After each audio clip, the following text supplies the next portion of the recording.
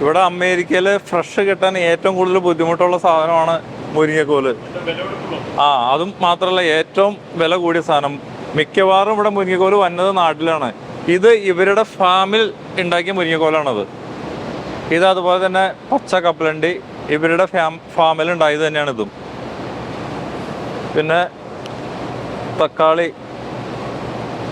ഇത് കണ്ടോ, ഇത് കടകളിലേക്ക് എത്തുമ്പോഴേക്കാണ് ഇത് പഴുക്കുള്ളൂ. ഇപ്പം ഏകദേശം ഒരു പച്ച കളറിൽ നിൽക്കുന്നു. ഇത് ഇവിടുത്തെ സ്റ്റാഫാണ്, അബി മാനേജറാണ്. പുള്ളിയാണ് നമ്മളെ ഈ ഗോഡൗണൊക്കെ കാണിച്ചു തരാൻ വേണ്ടി നമ്മുടെ കൂടെ വന്നേക്കണത്. ഇത് ഫ്രഷ് അല്ലേ? Yes, white potato. White potato അല്ലേ? വൈറ്റ് പൊട്ടാറ്റോ ആണത്. ഇതും ഇവരുടെ ഫാമിൽ ഉണ്ടാവുന്ന പൊട്ടാറ്റോ തന്നെയാണ്.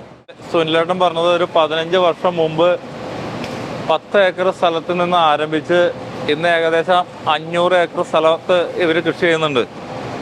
അത് ഏത് സമയത്തും പാവയ്ക്ക അതുപോലെ തന്നെ നമ്മുടെ വെജിറ്റബിളൊക്കെ വിളവെടുപ്പ് കിട്ടത്തക്ക വിധത്തിൽ പല ബാച്ചായിട്ടാണ് ഇവർ കൃഷി ചെയ്യണത്. അതുകൊണ്ട് തന്നെ ഇവരുടെ അടുത്ത് ഏത് സമയത്തും എല്ലാവിധ പച്ചക്കറികളും ഉണ്ടാവും.